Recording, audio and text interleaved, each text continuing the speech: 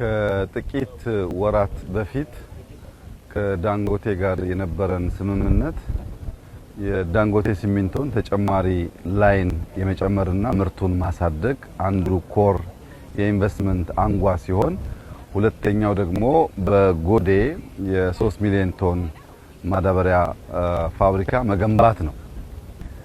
ያኔ ለህዝባችን የገባነው ቃል ፋብሪካው በጀመረ በ40 ወራት ጊዜ ውስጥ ይጠናቀቃል የሚል ነበር። ይህንን ስራ ከጀመርን በኋላ በዓለም ላይ እንደሚታወቀው ማዳበሪያና ነዳጅ በጣም አስፈላጊ ኢምፖርታንት ኮሞዲቲ ሆኖ ስለመጣ ጊዜውን ለማሳጠር ምን ማድረግ እንችላለን የሚለውን ከዳንጎቴ ጋር ስንመካከር ቆይተን ዛሬ ደግሞ ስራው ያለበት ደረጃ እያየን ነው። በተቻለ መጠን ከ40 ወር ባነሰ ጊዜ ውስጥ ፕሮጀክቱን ጨርሰን ለኛም ገበያ ከኛ የሚተርፍ ካለም ለውጭ ገበያ ለመጠቀም ጥሩ ተስማምተናል። ስራው ያኔ መተን ስናይ ያው ሐሳብ ነበር። ዛሬ እንደምታዩት ስራው ተጀምሯል። ከ3 ወር በኋላ ቢበዛ 4 ወር በኋላ እንመለሳለን። ከ4 ወር በኋላ ስንመጣ አብዛኛው መኖሪያ ቤት ግንባታ ይጠናቀቃል። ለ5000 ሰው የሚሆን መኖሪያ ቤት ግንባታ ትንሽዬ መንደር ነው የሚሰራው። መስከረም ላይ እሱ ሙሉ በሙሉ ተጠናቆ ስራ ይጀምራል የሚል እምነት አለ።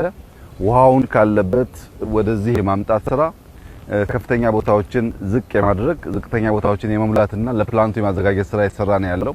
በርካታ ሪሶርስ ተገዝቶ እየመጣ ነው ያለው እና ባጠረ ጊዜ ውስጥ የማዳበሪያ ፋብሪካውን አጠናቀን የኢትዮጵያን አንዱን ቁልፍ ችግር እንፈታለን የሚል እምነት አለ።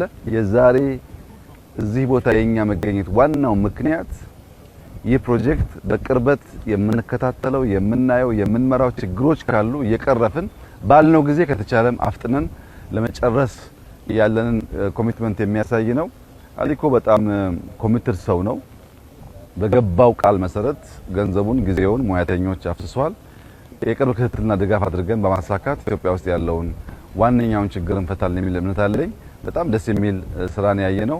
እንግዲህ በዚሁ መልክ የክልሉ መንግስት፣ የፌደራል መንግስት የቅርብ ክትትልና ድጋፍ እያደረጉ እንዲጠናቀቅ ካደረግን በጣም ትልቅ ችግር የሚፈታ ፕሮጀክት ይሆናል የሚል ሙሉ እምነት አለኝ። በዚህ ጎዴ አካባቢ የምናደርጋቸው ኢንቨስትመንቶች አሁን የገለጽናቸው ያልገለጽናቸውም ተደማምረው በኢትዮጵያ አየር መንገድ ደረጃ ከፍተኛ ገቢ ለኢትዮጵያ የሚያስገቡ ናቸው። ቀላል ኢንቨስትመንት አይደለም። ዳንጎቴ ብቻ ከ3 ቢሊዮን ዶላር በላይ ነው እዚህ ቦታ የሚያፈሰው። የቻይናዎቹ ኢንቨስትመንት አለ እና በጣም ትልቅ የሀገርን መልክ፣ ቁመና፣ ኢኮኖሚክ አቅም የሚቀይር ነገር ነው። በምግብ ራስን መቻል ዋነኛ አጀንዳችን ነው። በምግብ ራስን ለመቻል መሬት ያስፈልጋል አለን፣ ውሃ ያስፈልጋል አለን፣ ሰው ያስፈልጋል አለን። ምርጥ ዘርና ፈርቲላይዘር ላይ እየሰራን ያለነው እነዚህን ካሟላን ለኛ ብቻ ሳይሆን ለሌሎች የሚተርፍ ነገር ማድረግ ይቻላል ማለት ነው። ይሄ ቦታ እንደምታዩት በጣም የተመቸ መስክ ነው፣ የተመቸ ሜዳ ነው። ሶማሌ ክልል አፈሩ ታርሶ አያውቅም፣ ውሃው አለ። ይሄንን ወደ ኢሪጌሽን ወደ ድሪፕ ኢሪጌሽን ሲስተም ብናስገባ ሶማሌ ብቻ የምናርሰው ለብዙ ሊተርፍ ይችላልና ስራ ይፈልጋል፣ ሀብት ይፈልጋል፣ ጊዜ ይፈልጋል። ያንን ካሳካን ግን ብዙ ችግሮቻችንን የሚፈታ ጉዳይ ይሆናል።